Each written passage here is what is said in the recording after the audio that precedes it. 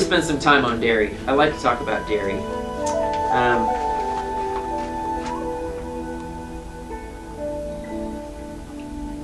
More and more people are starting to wise up, I would say, when it comes to dairy. Just there's a lot of information out there now, and just like with everything else, it's not the cow's fault, it's not the goat's fault, it's not the animal's fault. It's human beings and their large drive for greed and profit that has destroyed milk. So going back to our first class, Louis Pasteur, in pasteurization, we pasteurize everything now. And I want to make a real clear point here. Again, not trying to sway you one way or the other, but understand that this fear about raw milk is completely unfounded. And this need to pasteurize everything. The only reason we pasteurize things is so it can sit on the shelf longer. So big businesses can make more profit. That's it. It's not for your health, okay? Because a couple of things. One, we know for a fact that bacteria and living viruses will transfer through milk, even after it's pasteurized. So, and if you really want to get grossed out, you can look this up, but the FDA allows a certain amount of pus-filled bacteria to be in the milk that is on your grocery store shelf. That's part of their standards. So many parts per thousand or whatever it is. I don't know the measurements. But there's a certain amount they allow in there, and as long as it is below that standard, it's fine. It's fine for the store shelves. If you had an apple and it sat on the counter and it started to rot and get mold, would you eat it? So what's the danger with raw milk? None. So just in case anybody has a fear, because again, this is all publicity, advertising, fear-based media for the American Dairy Association, that raw milk is somehow dangerous. There's a huge battle going on, if you don't know about it, all over the country trying to get raw milk back into it. I mean, it's our right to be able to have food to eat. So yeah, milk will eventually spoil. So will your apples, and so will your broccoli, and so will your cheese, and so will everything else. So it's no different. What happened is you know, some kid drank some rotten milk and got sick, and you know, gave an excuse to pasteurize everything. Let me tell you what pasteurization does. Pasteurization gives the dairy industry an excuse to make disgusting milk, a disgusting food. You have factory farms with cows wallowing in their own feces, feeding them corn, which they don't eat. If you fed a cow corn, we'll get to corn, but if you fed a cow corn within 3 months, he'd be dead. So they shoot them up with antibiotics so that the cow doesn't die. Growth hormones, so they produce milk 5 times faster than they're supposed to produce. Okay? But they pasteurize it so it's safe. Okay? If all the farms in the country were serving raw dairy, those have to be healthy cows. You can't have healthy milk without healthy cows. So it gives them an excuse to sell you dirty milk. And it's sickening what's going on. Now, you can look at the science. I mean, there's all kinds of great books and things written about this, but it's known to cause type 1 juvenile diabetes, rheumatoid arthritis. The viruses that are transferred through milk are linked to rheumatoid arthritis. Any child that I work with, the first question I always ask parents, are they drinking milk? 4 out of 5 times they are, you know, because milk does the body good, right? So these kids are drinking milk. They have allergies, they have asthma, they have weak immune systems, they get pneumonia, they have eczema, they have psoriasis, they have all these problems. 9 times out of 10, you take them off the dairy, the problem just magically disappears. So what do you give them then? Coconut milk, water. You know, at 6 months, kids should be drinking water. What are you laughing at? I said water. Oh yeah, yeah. At 6 months, kids should be drinking water. You know, I don't know if I put it on the thing here, but I just give the example when I talk about dairy is now. Well, let me say a couple more things. One, I think dairy milk was created for us as a food. Okay, it's been used by cultures throughout the world as a food. The Bible talks about a land flowing with milk and honey. I think milk can be a food, absolutely, but not with what we've done to it. Okay. We can't buy raw milk. You can from the farm. You can buy it if you go to the farm. If you go to the farm, you can buy it. If anybody wants it, you can write down your email or send me an email or something, and I'll send you my resource list. My resource list is like 6 pages of all kinds of stuff. It's got movie suggestions and book suggestions and all the farmers markets in Kansas City and their web links, and it has local farmers in town that sell raw milk, and it has websites that you can go to where you can type in your zip code and find raw farmers in your area. Okay. Yeah, because there's actually a lot of them. We're lucky, we're in Kansas. When I lived in Vegas, believe me, it wasn't easy to find raw milk. California is the only state that you can sell it in the grocery store, correct? Like raw cheese Yes. and raw milk. Yes. Yeah, so it's illegal to buy in the stores, and technically it's illegal. You can actually find people at the farmer's market who might be able to get it for you at the farmer's market, but technically they're not allowed to bring it and sell it at the farmer's market. You actually are supposed to physically go to the farm and tell them you're getting raw milk for your cat. If you call K-State University, for example, and tell them you want raw milk, they won't give it to you if you tell them it's for a human. But if you tell them it's for your cat, they'll give it to you. Yeah, isn't that hilarious? It's also illegal to transport across state lines if you're in the city. Right, technically. Yeah, she said it's also illegal to transport it across state lines. So, What are you yeah. going to tell them about what you say about a 50-pound calf? Oh yeah, the example I always give is, and again, I said I think a milk was meant for food, potentially, but the example I always give is that cow's milk is designed for a 50-pound baby calf to turn into an 800-pound cow in less than a year. Do you really want to be drinking that? Now that's in its raw form. That's not after it's been homogenized and pasteurized and shot up with growth hormones and antibiotics and everything else. Okay? It doesn't matter what mammal it is. That milk, that food is designed for that person. Human milk is designed for humans. Okay? If you do want to drink a milk that's closer in structure to human milk, it's goat's milk. Raw goat's milk. It's similar in structure to human milk. Much easier to digest. When you analyze cow's milk, oh my gosh, it's mind-boggling how impossible it is for us to digest that food. And we're giving it to infants that have no immune system and no way to fight against it. A cow has 4 stomachs. I know, it just doesn't make sense. But again, it's brainwashing from the American Dairy Association. It's in every school, every poster, all the milk mustaches from all the famous people throughout all the years. It's an advertising campaign. So again, new consciousness, okay? If you want to eat milk as a food, that's fine. But find raw milk. Understand that the stuff in the store is literally poison. We can talk about milk forever. Let's talk about some more fun stuff with milk. Corn. Okay, so when milk enters the body, okay, milk is so acidic to the body and so poisonous to the body. Remember last week we talked about the definition of poison in food? Okay? If you look at what happens when milk enters the body, it fits the category of poison. Everybody's probably heard that dairy creates a lot of mucus, right? Okay, does anybody know why? Come on, be brave. The body's trying to get rid of it. Because it's a poison to the body, and the body doesn't recognize what it is, what is mucus for? Okay, mucus in the body is used as a protective mechanism to surround invading organisms to push them out of the body. Okay, that's why when we're sick, we get lots of mucus. That's when we have allergies and things like that, we produce lots of mucus. It's the way for the body to get rid of invading pathogens, invading organisms. So when you drink milk, the reason it creates a lot of mucus is because the body doesn't want it there. So it'll surround all that junk that's in that processed milk, and it'll try to get it out of your body.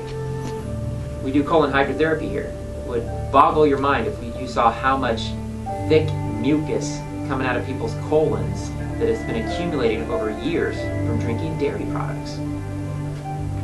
Statistic, you can look this one up. The highest rates of consumption of dairy around the world have the highest rates of osteoporosis. Denmark, Germany, Scandinavian countries, America, all have the highest rates of dairy consumption and all have the highest rates of osteoporosis. Why? It's so acidic. It's so acidic to the body that the body has to balance homeostasis, again, pH, acid-alkaline balance, It pulls calcium from your bones to balance the acidity of the milk. The three most acidic things you can put in your body are soda, dairy, and meat. And again, I'm not anti-meat, but not 3 meals a day and big city T-bone steaks with baked potatoes. Okay, we got to be wiser about it. We can talk about milk forever. But anybody have any questions about dairy? Yeah. Yeah, you know, cheese it's not really much different. I mean, you can buy I'll tell you what, when I was at the farmer's market, I found some sheep cheese, some raw sheep cheese. Say that 3 times. It was really, really good. Really good. But, yeah, I mean, if it's cheese in the grocery store, it's processed the same way that milk is. It's pasteurized, it's homogenized, it's coming from the same cows. So, you know, yogurt would be an exception. You know, again, you can find raw yogurts from local farms. But if there's there's 2 dairy products that I'm okay with eating on occasion. Now, I don't eat yogurt, but, you know, sometimes I do. You're not going to find it raw, but an organic yogurt is okay, because they add the bacterial cultures, you know, and it's kind of fermented, and it eats up basically a lot of the damaging effects of the dairy. And the other thing is butter. I'm okay with butter. Raw butter? Raw butter, yeah. Yeah, at Whole Foods they have a raw pasture butter. That's the best one I could find at Whole Foods. But again, when the season hits, bam, we're hitting the raw farms, man. Because there's people around here making butter and yogurt and all kinds of stuff. And it's only going to grow. Because people are, again, consciousness, people are realizing that, you know, these foods we eat do affect our health. So, How do you feel about raw goat cheese? Great. Yeah, raw goat cheese, raw sheep cheese. Yeah, absolutely. Yeah, those things are fine. I have a friend in Bonner Springs, and I get raw goat's milk from her, and it doesn't taste funky or weird or goaty, whatever that is. It's good. It's really good. It tastes like milk, you know? It's really good. There's a doctor, I wish I knew his name, but in the 1940s, he was a medical doctor, and he started giving, I don't know how it started, but he started giving raw milk to some of his patients. And his patients all started getting better. So he dedicated the rest of his life in research to studying raw milk, and he developed the milk cure, and he healed thousands of people with all types of intestinal disorders and all kinds of things with raw milk. And he actually used raw cow's milk. But it was only milk that they were consuming. It was like 5 to 8 quarts a day of just milk. Yes, so just it was like milk. a milk fast. Kind of, essentially. yeah. But, again, it can be a healing food. I want you to have both sides. Yeah, I know I'm opinionated, but you have both sides. You can use it as a food, but, you know, eat the quality stuff. That's all I'm saying. Focus on the quality stuff. Let me see if there's anything about dairy that I missed. Is almond milk okay for kids? Yeah. Yeah, almond milk's okay. Yeah, so what kind of alternative milk right now would you rate rice milk? To rate them? Yeah, like how would Ooh. you? Okay. My number 1 choice would be coconut milk. Now again, if it's in the grocery store, it's pasteurized, they add those synthetic vitamin D to it and all this crap. But whatever, it's the best you're gonna get. Not a big deal. Yeah, like Whole Foods. So coconut milk, then after that I would say hemp milk, although it's kind of expensive. You can make your own. It's a little bit cheaper if you buy the hemp seeds. Which you sell, Yeah, right? hemp seeds. Yeah. You gonna teach us how to make it? Right, we're gonna have a nut milk class. What about Vaughn? What about almond milk? Yeah, almond milk, rice milk, but my favorites would be coconut and hemp milk. Yeah, and you can make your own coconut milk too. You buy some young coconuts at the Asian market and put the water in the flesh and blend it up, and boop, you got milk. So, yeah, 888 International Market, 119th and 69 Highway. And they have the best coconuts. The one downtown, they're usually bad. Yeah. Where is it go to? 119th and 69 Highway. It's in Overland Park. It's called 888 International Market. And I get ginger there because it's $1.50 a pound versus the Whole Foods $6 a pound, and it's the same ginger. The Asian market sells the same coconuts, like literally the same label that they sell at Whole Foods for like 1/4 of the cost. So you can get some cool stuff at the Asian market. 119th and 69 Highway. 49 and a little bit cheaper. Yeah, there was a grocery store there before, a Hy-Vee, and there's a U.S. Bank right there. Yeah. Big group shopping for Yeah, I looked online. Okay, here's the other real quick thing I want to say about dairy, because I think this is important. And if you want to read a good book, I put it on my desk, but I didn't bring it. But it's called The Calcium Lie. Okay, we've also been brainwashed to think that we need to drink lots of milk to get calcium. And first question I get is when I tell them not to drink milk, where am I going to get my calcium? Okay, we don't need to think that way anymore. Okay, I don't want to get into a. Who's the author? What's that? Do you know the author of the calcium? No, I have it in my office. Can you grab it real quick, Dad? Yeah. Again, another myth perpetuated by the American Dairy Association. Okay, and it's worked. I mean, how many Americans think that that's the only way they get calcium is through dairy? And pills. Yeah, and pills. Pills, Yeah, and it's crazy. I don't want to get too into calcium. We should do a calcium. I did a bone health class, but we should talk about calcium because it's important. And I don't want to get too much into and freak too many people out, but getting too much of a scientific conversation. But I read this 50-page article about transmutation. Basically, science has proven that if you have the right nutrients in your body, it'll make the minerals and the amino acids and the chemicals you need to survive. Okay? If you think about the animals around the world that are the hugest, strongest animals in the world, and they have bones this big around, like rhinoceros and elephants and cows and things like that, they're all vegetarians. All they eat is grass. Okay? So either A, there's a ridiculous ton of calcium in grass, or 2, their body's making the calcium they need naturally. And I think it's the latter. The Calcium Lie is by Robert Thompson and Kathleen Barnes. And what's interesting is they talk about, how obviously we don't need to get calcium from dairy, and there's plenty of other good sources, all green vegetables, all nuts and seeds, everything's got calcium in it. The reason this myth has become, I think, grown is because so many people are having bone problems. All these people are having osteoporosis, so they drink more milk or take calcium supplements when the problem is it's because they were drinking milk in the first place. Wow, talk about a brain teaser. So this is a really good book, and it also goes into good detail, which I don't want to go into too much detail about it, but all the problems excess calcium causes in the body. So people get osteoporosis, they're doing dairy products, then they take a calcium supplement because their doctor told them to do a calcium supplement. Well, welcome to degenerative brain conditions, cataracts, kidney stones, gallstones, bone spurs, heel spurs, anything else you want to talk. I mean, people literally get old and crinkly and their fingers, they can't move anymore, like this. That's calcium, okay? Calcium is a major, major problem in this country. I do hair mineral analysis on people, and it shows free-floating calcium in their bloodstream. It's not supposed to be there. It's supposed to be in your bones because your body's acidic. Because your body, go back to acid-alkaline balance, because your body's acidic, your body's pulling calcium from your bones to alkalize your blood. It's showing up in the hair mineral analysis like you wouldn't believe. 10, 20 times higher than it's supposed to be. Calcium is a problem. Somebody's got to have a question on that.